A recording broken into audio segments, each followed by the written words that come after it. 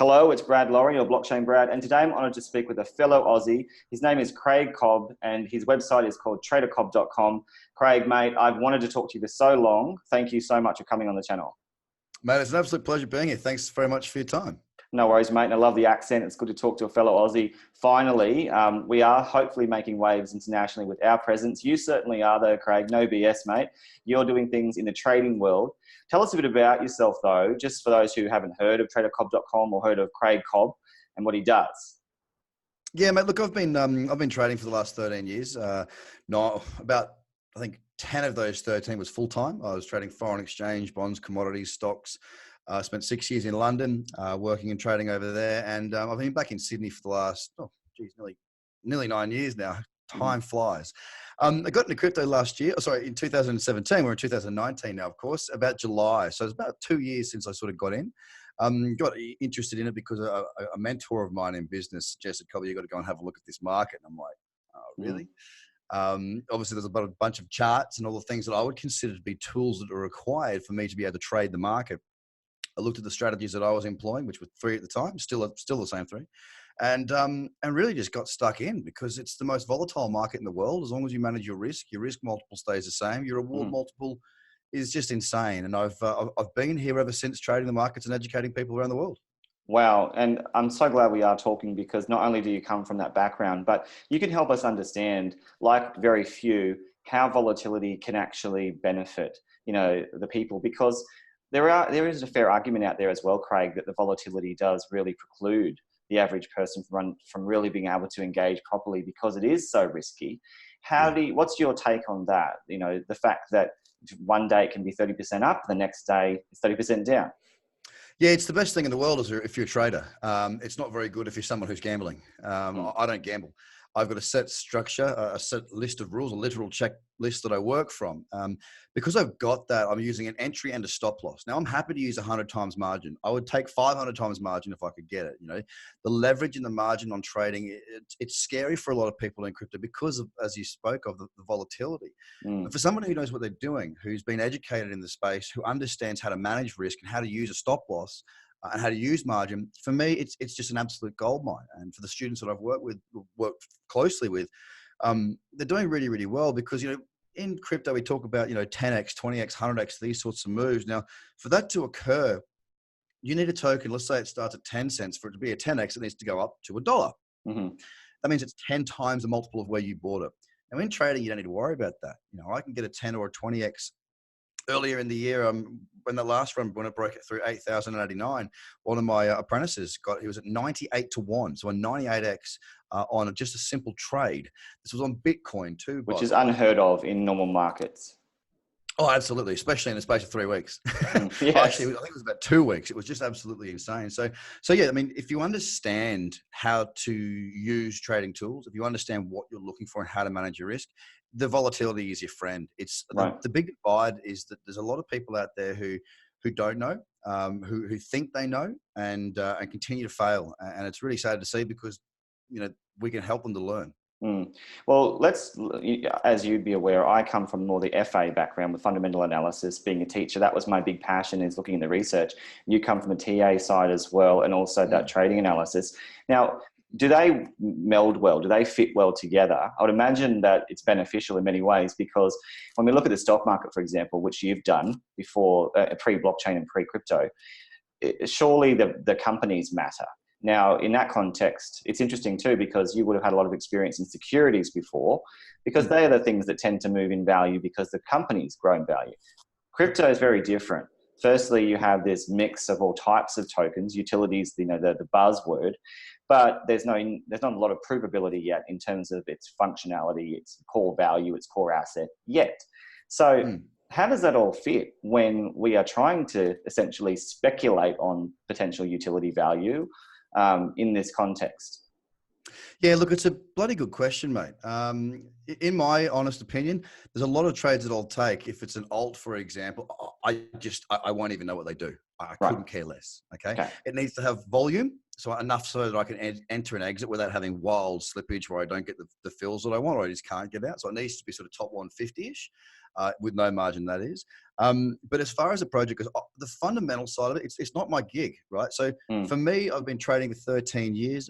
It's basically it's probably the subject that I know most about than anything else. We're definitely left and right brains, you and I, that's for sure. We are total shift. Like your fundamentals, man. That's great. For me, I haven't gone down that path because it would be a skill I would need to relearn. And look, don't get me wrong, I'm fascinated and I am trying to learn. But I learned through the interviews that I have on the podcast and people speaking like interviews like this with you. For me, it's all about the trading. It's all about the chart setup. It's about the structure. And it's about my set rules that I follow and stick to. So the fundamentals, of course, there's going to be some things that are very valuable fundamentally for a project to succeed. But as you quite rightly say, I mean, at the moment, the business itself and the token might not necessarily be linked. So it is very speculative, and that suits me because as a trader, I'm happy to just speculate. And Craig, thank you so much for also being honest about this, mate, because we are really still in the beginnings of this whole sort of new iteration of tech, this revolution that some would call it. But because of that, we do see a lot of speculation right now. And even from an FA standpoint, to be honest, a lot of it is still relatively speculative. You know, when I dive deep into a project, obviously I want to see that utility prosper, but there is still a gap. And a lot of people don't talk about it, where from the outset, they're trying to raise money for their project. And that's a fundraising strategy. And people can deem that how they want from a legal standpoint. But the reality is that they want to move to a viable business.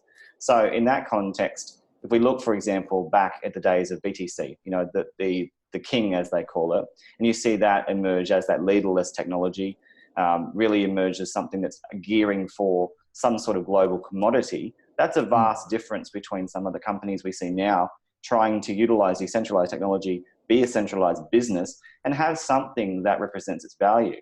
So what's your thoughts on the possibility of seeing some of these on stock exchanges, for example, in the future? Do you think that's going to happen? Look, I definitely do. But how, I mean, when we say stock exchanges, I think that we might see, well, we've seen the birth of the STO. It's a long and arduous birth. It's taken a very long time, and that's fine. It should be done properly this time. The ICO craze hurt a lot of people. It was Turkey and a hurricane stuff. Anything went up. A lot of people made a lot of money throughout that period and gave it all back. I didn't really partake in that. It wasn't something I understood.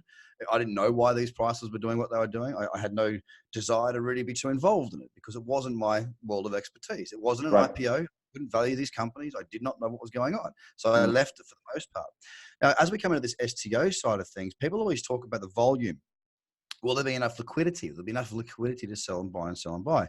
Well, people got to remember that when it comes to actual liquidity on something like a real estate asset, let's talk about a penthouse apartment in Russia that's worth $50 million, dollars or whatever it may be. You don't necessarily need to have a lot of liquidity. It's just allowing a different market to come in and take slices of that apartment block and then be able to have a secondary market to actually disseminate and sell part of what they own of that if they want to take profits. Right. It's really there to create liquidity where liquidity might not already be. So for me, on an STO or a security token standpoint, I think it's revolutionary and I think we'll see some very big plays in there.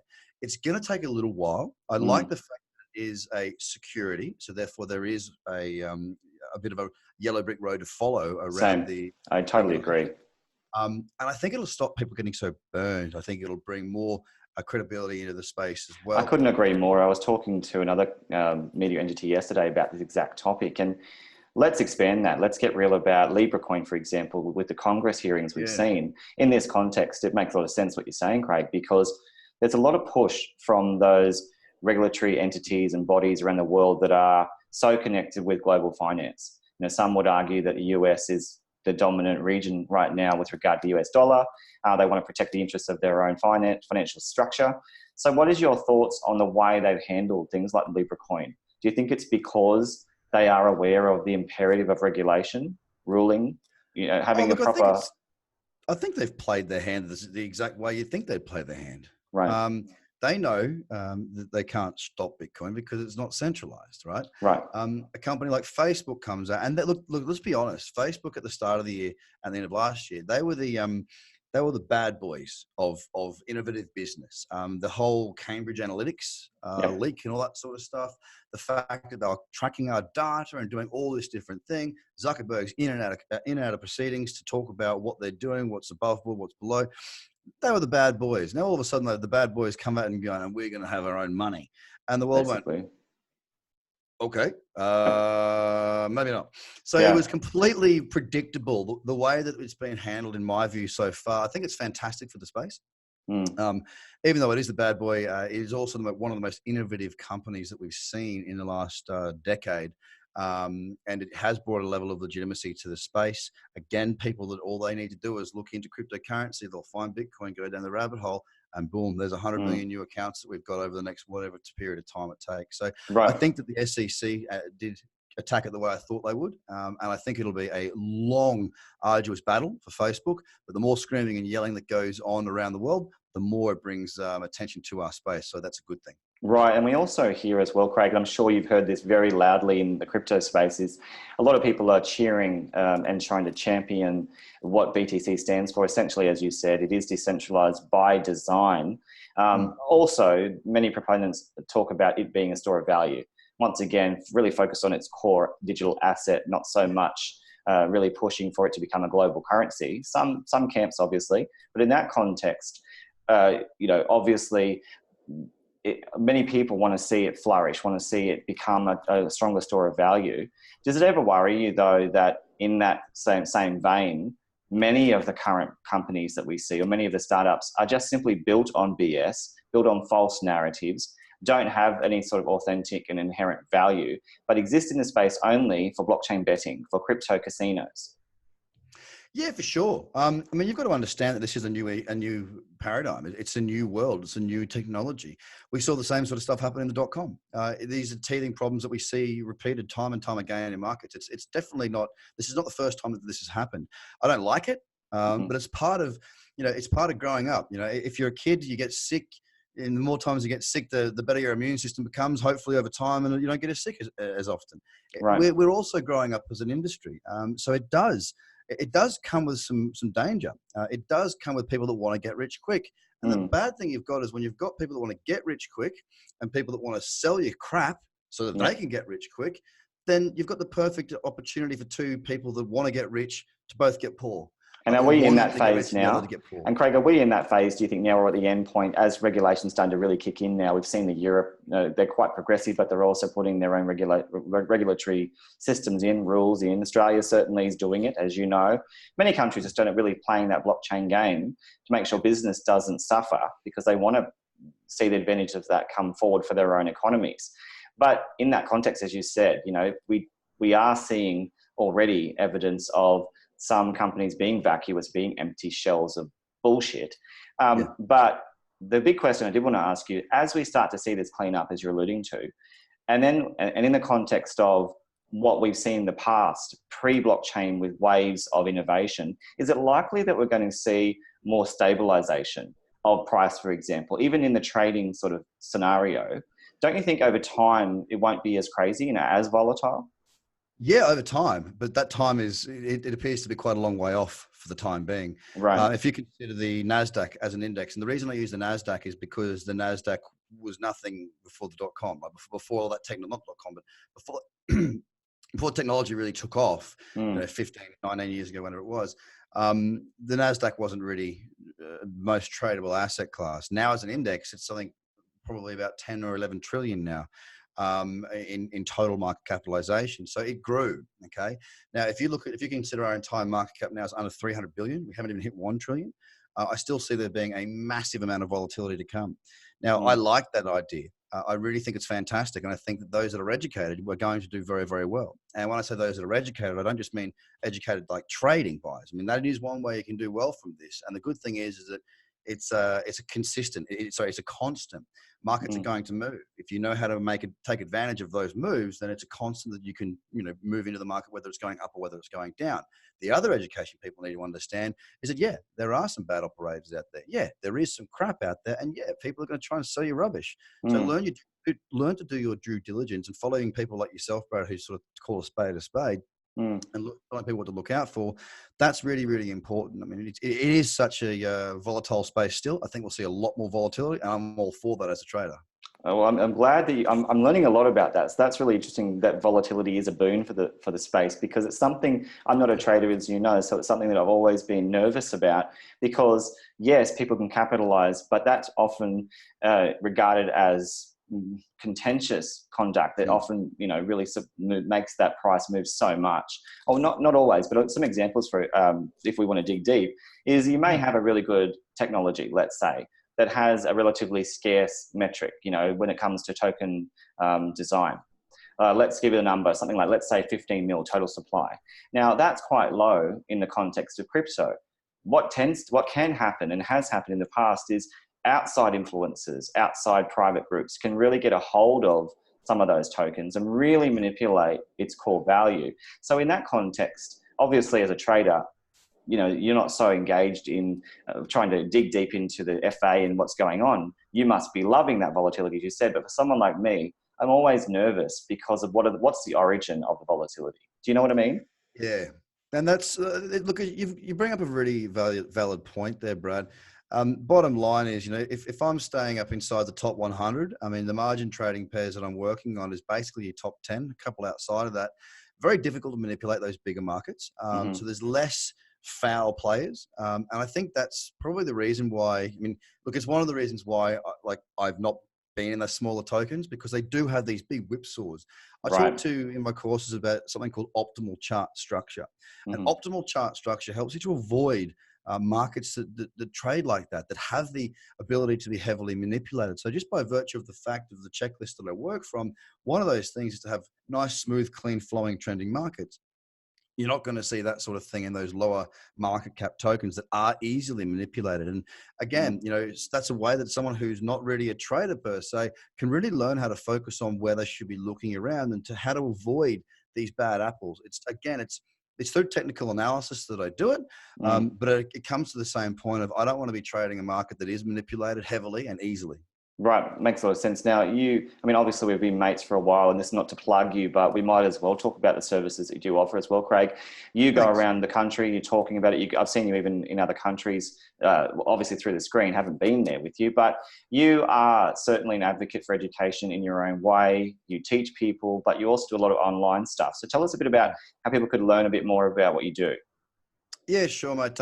Look, first thing we've this weekend coming, which is the 27th and 28th, I think it is, of July. Sorry, just had a little brain fart. Yep, that's okay. Running my first ever full 2-day in classroom live trading event, which I'm really stoked about, mate. I can't wait. It's really fun to be out there meeting people and to walk them through it all.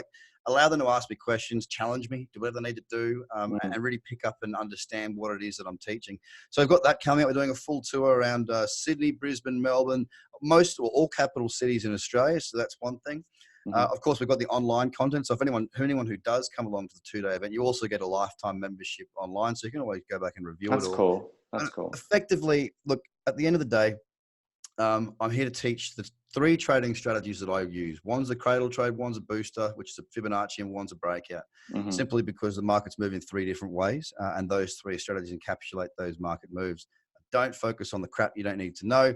I don't talk about golden crosses. I don't talk about all the different pattern names because it's a waste of your goddamn time. If you want to learn to trade, I can definitely teach you how to do that. And they should check out TraderCobb.com. And if they want to come along, there's a little banner there they can see. But awesome. Just go and have a look at what we do. Heaps of free stuff too.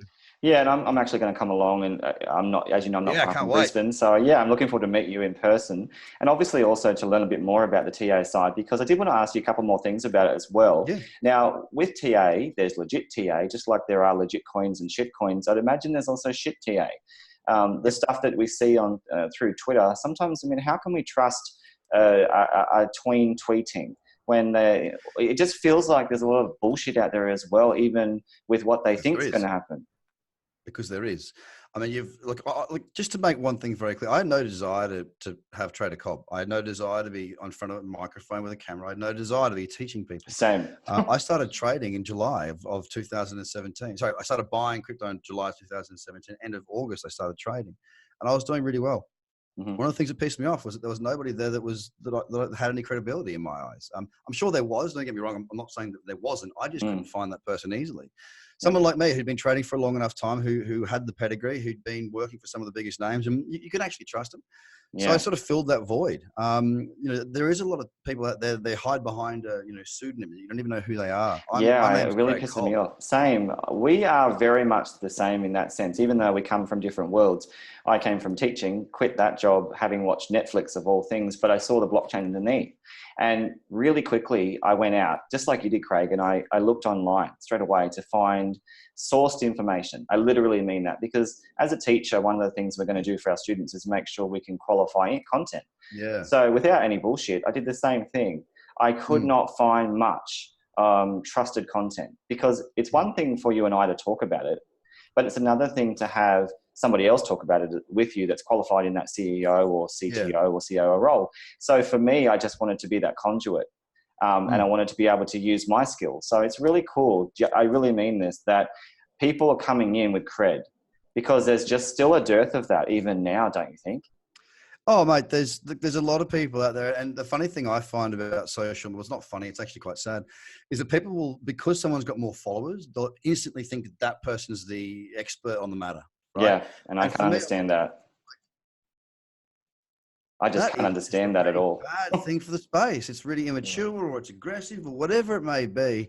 And I'm just not involved in that at all. I'm interested in teaching what I've been doing for the last 13 years. I've worked with some of the biggest names. I mean, I've worked with ICE, New York Stock Exchange, Oanda, CMC, TradeStation, to name just a few. There's a reason why I've been able to be involved with these companies. It's because I know what I'm doing. It's not because I'm sitting back on Twitter with 100,000 people, talking crap. Right. Well, Craig, let's talk about that. Let's expand this idea of crypto crap for a moment. Let's talk about IEOs. Seriously, let's dig into this. Now, with IEOs, essentially, there's a lot of hype built on them. It's a marketing ploy to get a lot of attention. VCs getting really involved. And a lot of people confuse the IEO with the startup, but essentially it's a methodology, as you know, how they get into the market. So there's obviously projects out there. I could name some right now that I personally think have utility value for the long term. But the IEO itself, let's talk about what you think about it in terms of the mechanism in the context of, these fanboys, as you're talking about, that have the 100K followers, that don't necessarily have a clue what they're talking about, but they're the populace. They're the ones that are translating the narratives. And sometimes it's built on bullshit. Look, IEO to me, I mean, I haven't been involved in it. I haven't looked into them all that much. It just seems to me like just another ICO done backwards. I mean, it's the same thing, right? It's just another name and another opportunity for people to go and pump things and take advantage. And unfortunately, at the moment, that's what the market seems to be very much still into. One of the things I'm really looking forward to is the new demographic coming in, the more mature market, the people that are going to be searching out you and me to hear from, that are after a mature and credible bit of information delivery. I think that what we're going to see is we're going to see these, let's call them nefarious Twitterati. These people, I think, they'll keep their audience, don't get me wrong, and they might even grow it. But I think that as the market matures away from, a crypto kid space, and I don't say that to be condescending, just the terminology that I use, it's a very young market. I think that as the more mature market starts to enter into the space, those people that are at the background going, and ripping people off, I think that they're going to lose their hold, and I think the market's going to grow up very, very quickly. And I can't wait today. All right. Well, let's talk about now the two types of trade that you could do. The short, I'm not exactly sure the terminology, Craig, you can teach me, but the short trade, those that are focused more on that volatility for the immediate gains. But then there must be some that you trade and hold, not in the hodl sense, because we've seen people wrecked, but because of the FA. So I'm willing to help you out and give you some names of some that I'm just thinking in the forefront of my mind. Let's talk about companies like Scale, for example, not yet out, one that's attracted a lot of attention in my mind. If you look at verticals like gaming, for example, there's arguments for use case potentially coming for that. And very soon I'm going to be talking with a company, which you'll see a video come out, that's really going to show what real products can do in that space. But in that sense, when you think of FA, one of the benefits could be showing that some of these have legit use case and legit products coming. So when you have someone, you know, who can do that, do you think that's valuable, given that it might be something that you may hold for long term, or do you just not play that long game? No, I definitely do, mate. I keep them very separate though. My investment portfolio is my investment portfolio. Right. My trading portfolio it's for trading. One's to build Bitcoin, one's to build Bitcoin. Okay. They're both really there. At least you're honest about it. Yeah, that's true. You know, and the reason being is that, look, sure, you know, let's talk about some of the pumps that we saw in 2017. Okay. No matter how good the project is, no matter how much longevity it's got, the fact of the matter is, if it does pump, it's going to fall every time. It goes up, back down. Exactly. I want it to go up. Then I'll Yep. sell it into Bitcoin. Then when it goes back down, I still believe in the bloody project. I'll buy, you know, if it does a 10x, I'll use the same amount. I'll use 1/10 of my money to get the same amount of position size, and I'll bank the rest of the 90% I just made. Yeah. It's because I know when to enter and I know when to exit. Right. So for me, I will have trading fundamentals, like as in overextension, knowing when to take a profit. I will have that come into my fundamental viewpoint, but I won't have the fundamental viewpoint come into my trading viewpoint. So I do hold projects that I believe that may be around long term, because if you know, I'd love to find the next Amazon or the next Apple or the next Facebook as we go along through this. But I'm always going to be cashing out back into Bitcoin, because you look at any of the charts, they all go straight up. Yep. Well, a really good example we saw recently, you'd know of it, called Algorand. Now, technologically, top tier area, let's just say. I mean, I'm confident that there is, with Silvio's background, with his plan to be a public permissionless system, for sure. But when you look at the mechanisms, the way they built in a Dutch auction with an insurance policy built in with a refund, if you look at the charts, you know, from a trading standpoint, you'd look at that and feel quite uncomfortable, because there's been a consistent trajectory downward. So in that sense, that's a challenge in itself, because sometimes the way that these things do list, sometimes the way these things play out can be a real problem too, because often the pre-sale investors want to exit. Or even worse, have you noticed how some of these entities themselves, the startups, can actually decide they're going to extend lockups, so really mess around with them post-listing? All kinds of stuff goes on. So fundamentally, what I'm hearing from you is it's so important to have your clear investment strategies, understand what that word means, but also understand you're still in this very speculative trade space that's, you know, still conditioned by questions more than answers. And we're all trying to understand this as we move forward. Mate, everybody needs to have a plan. I mean, if you get up in the morning and you don't know what you're doing for the day, you probably do nothing. If you jump on a plane, you don't know where you're going, you're going to end up, who knows where you're going to end up. You know, if we don't have a plan, how the hell are we going to stick to it and get to our objective and our target? That's why I stick to risk management rules, you know, making sure that I do my breathing techniques every day, so that I come into the market feeling really relaxed and comfortable. If I don't feel well, I'm not trading that day. Got it. A check system, because I know that the checklist, the bullet points will not change. The only variable that will change is me. So the bullet points help me to, you know, maintain that solid path. So whether you're investing, whether you're trading or doing both, you definitely need to have some, you know, investment objectives and trading objectives, but also a very strict plan to follow. Got it. Well, here's the last question for you, Craig. Why are some of the best traders in the world, in that traditional sense, so averse to crypto? Like, even if we talk about someone like Warren Buffett, you know, his stance on this, he thinks it's built on bullshit. He thinks it's crypto crap. Why is your position so different to his? I think the difference is that I don't own, you know, $100 and something billion in a fund where, you know, 35% of that is in the banking sector. Right. Bitcoin is a direct threat. It won't wipe the banks out, but as you're talking about share prices, it could make the share prices tumble as the world wakes up to what's actually going on, and we get more frustration with regards to the lack of trust that we have towards our financial institutions globally. When we see another GFC type event occur and we lose even more trust, I think there might be the needle that breaks a camel's back, you know, the straw that breaks a camel's back. So, you know, someone like him, he's very good at what he does. He's long term. He wants to see something that's tangible. He wants to be able to walk in and feel the product. I get it. He's sticking to his strategy, and good for him. For me, I'm looking at this as, you know, the next wave of technology. I'm going to be here for a lot longer than Mr. Buffett. Well, I'm hoping so anyway, touch wood. So I'm the one who's going to have to live with this. For me, I'm fairly interested in trading.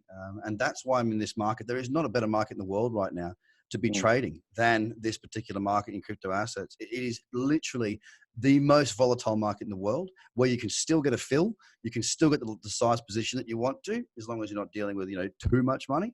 And we will see more institutions start to come in. We watch the CME contract increasing, the volume on that. That's a direct reflection of who's coming in.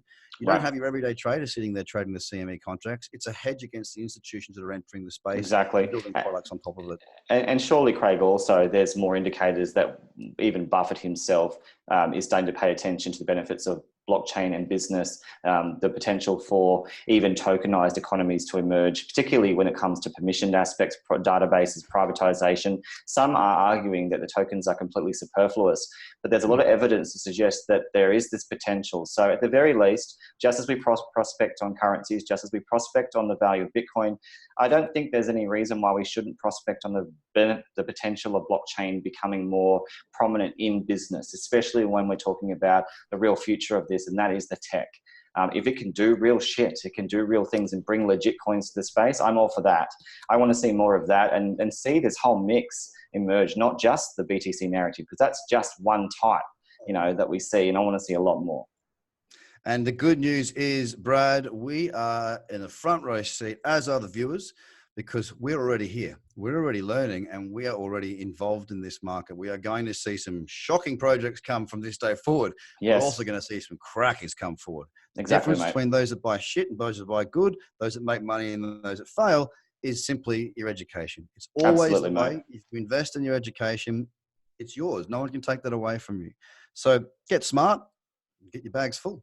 I love it, mate. Well, Craig, thank you so much. Craig Cobb, who is one of the core founders of TraderCobb.com. Make sure you do check out his channel. All the information will be below. Craig, I thank you as a fellow Aussie. It's been really cool to be able to just relax and understand a bit more about what you do. I want to catch up more in the future as well, mate, just to sit down, have a good yarn, and really explore what the benefits of blockchain can bring to the future of this whole space. So thanks again, mate. Mate, it's been an absolute pleasure. Can't wait to have you come along to the course in Brisbane in a couple of weeks. For sure, mate. I'll talk to you soon. Thanks very much, guys. Thanks, mate.